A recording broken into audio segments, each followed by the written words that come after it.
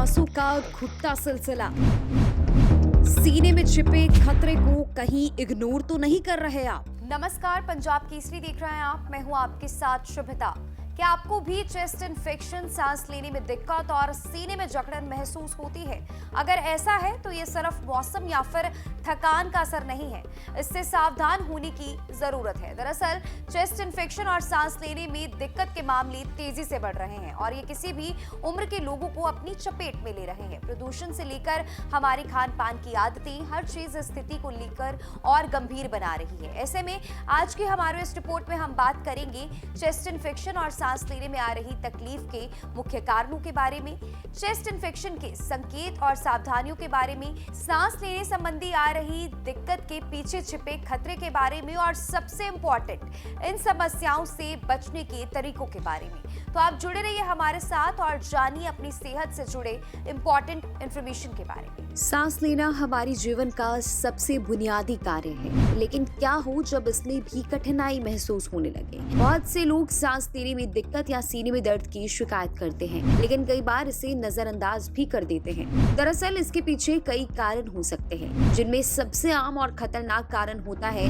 Chest infection. जी हाँ, chest infection, जिसे आम बोलचाल में फेफड़ों का संक्रमण भी कहा जाता है, खासकर सर्दियों के मौसम या फिर जब मौसम बदलना शुरू होता है, इस तरह से तब इसके मामले जो है वो अधिकतर देखे जाते हैं। ये ना केवल हमारी रोजमर्रा की जिंदगी को प्रभावित करता है, बल्कि अगर समय रहते इसका इलाज ना किया जाए तो यह गंभीर स्वास्थ्य समस्याओं को भी रूप ले लेता है। तो आइए सबसे पहले जानते हैं सांस लेने में दिक्कत के कारणों के बारे में। सांस लेने में दिक्कत के कारण: चेस्ट इन्फेक्शन, अस्थमा, एलर्जी, फेफड़ों की बीमारियां जैसे कि ब्रोंकाइटिस या फिर निमोनिया। इसके लक्षण क्या है वो भी जान लीजिए। सीने में दर्द, खांसी, सांस लेने में कठिनाई, बुखार या फिर ठंड लगना, छाती में भारीपन और दर्द, थकावट और कमजोरी महसूस करना। आइए अब जानते हैं डॉक्टर से कि उनका इस पर क्या कहना है और कैसे समय रहते इसका बचाव किया जा सके।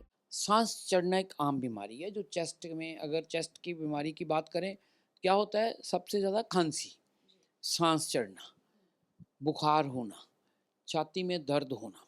ज़्यादा हो जाए तो सांस का बहुत ज़्यादा उखड़ जाना, हाथ पांव नीले हो जाने, ये बेसिकली बीमारियाँ हैं। और बलगम का निकलना, बलगम के साथ कई बार खून भी आता है, हीमोप्सिस जिसको बोलते हैं, अलग अलग बीमारियों में। यहाँ मैं ये भी बताना चाहूँगा कि जो चेस्ट डिजीज़ हैं उसमें दो चीज़ें हैं। एक तो विंड पाइप है हमारी जो ऊपर से गई, उसके आगे ट्रेकिया आ गया, ब्रोंकल, जिसको विंड पाइप्स बोलते हैं, छोटी छोटी होती जाती हैं। हर बहुत छोटी विंड पाइप जाके जो नज़र भी नहीं आते, उसके आगे समझ लो एक गुब्बारा जिसको एसिनस बोलते हैं वो लगा हुआ होता है, जिसमें हवा जाती है। लंग्स का क्या काम है? वातावरण से ऑक्सीजन लेनी है। शरीर की जो कार्बन डाइऑक्साइड युक्त जो खून आता है उसमें से कार्बन डाइऑक्साइड को बाहर निकालना है और ऑक्सीजन को। इसमें फिर इस सारे काम में क्या है? एक तो पाइप्स हैं, दूसरा लंग का पेरेन्काइमा है जो हम बोलते हैं बैलून्स है। दोस्तों, दोनों चीज़ें अलग अलग हैं। जो ब्रोंकाई हैं उनको इन्फेक्शन भी हो सकती है, ब्रोंकाइटिस है, पर ज़्यादातर वो क्या होता है, कई बार एलर्जी से वो एयर पाइप्स टाइट हो जाती हैं, जिसके साथ जैसे हम किसी फूंक मारें किसी टाइट जगह से तो विस्लिंग नहीं होती, ऐसे ही छाती में से आवाज़ आती है। सो कुछ तो बीमारियां एलर्जिक हैं, दूसरी इन्फेक्टिव हैं। इन्फेक्शन जो मैं फिर से कहूँगा, विंड पाइप्स की भी इन्फेक्शन हो सकती है, ब्रोंकाइटिस जिसको बोलते हैं। इन्फेक्शन की वजह से भी विंड पाइप टाइट हो जाती है, या फिर इन्फेक्शन जैसे निमोनिया हो जाता है, ब्रोंको निमोनिया होता है, वो जो हम गुब्बारे जिनको बोलते हैं, जो वो पेरेन्काइमा जो है लंग का, उसमें हो जाती है इन्फेक्शन। ये दो चीज़ें हैं। इनमें एक इम्पॉर्टेंट फीचर दोनों में क्या होता है? सांस का चढ़ना। सांस तो अगर किसी को खांसी बुखार है, मैं ये हमेशा सलाह देता हूँ, 2-3 दिन के लिए आप सेल्फ मेडिकेशन, आपने सही कहा है, अनफॉर्चुनेट कि मेडिसिन मिल जाती है। मैं कहता हूँ किसी को भी दिखाओ। अगर आपको सांस चढ़ रहा है, ठीक नहीं लग रहा है, तो आपको जांच करवानी चाहिए ताकि आपको पता चले आपको बीमारी क्या है। एस्थमा है, एलर्जिक ब्रोंकाइटिस है, न्यूमोनिया है, निमोनाइटिस है, क्या है? यही मैं बताना चाहूँगा कि किन लोगों को ज़्यादा चांसेस हैं चेस्ट इन्फेक्शंस के। वो लोग जो डायबिटिक हैं, जिनको शुगर की बीमारी है, वो लोग जो एल्डरली हैं, बच्चे हैं, प्रेग्नेंट वीमेन हैं, या वो लोग जिनको कोई HIV वगैरह ऐसी कोई सीरियस बीमारी या कैंसर है, इनमें इम्यूनिटी कम हो जाती है।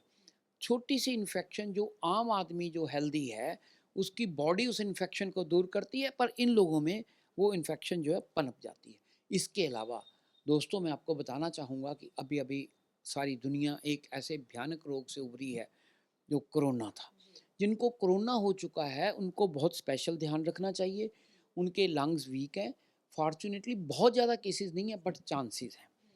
तो ये जो सारी चीज़ें मैंने बताई हैं इनमें ज़्यादा चांसेस हैं चेस्ट इन्फेक्शन होने के। Prevention is the only cure, क्योंकि जब हो गई बीमारी तो फिर तो प्रिवेंशन की बात नहीं है। प्रिवेंशन का मतलब होना, ना होने के लिए ये है कि एक तो आप अपने घर में, वर्क प्लेस में, सब जगह वातावरण का ख्याल रखें। सेकेंडली अगर कहीं भी डस्ट है, डर्ट है, स्मोक है, अवॉइड करें। मास्क, हम लोगों ने मास्क से कितनी जानें बची होंगी कोरोना में, पर क्यों नहीं हम अब भी मास्क यूज़ कर सकते। रुमाल बांध लो अगर कहीं ऐसा हो तो, सांस रोक के निकल जाओ। छोटी छोटी चीज़ों से हम बड़ी चीज़ से बच सकते हैं।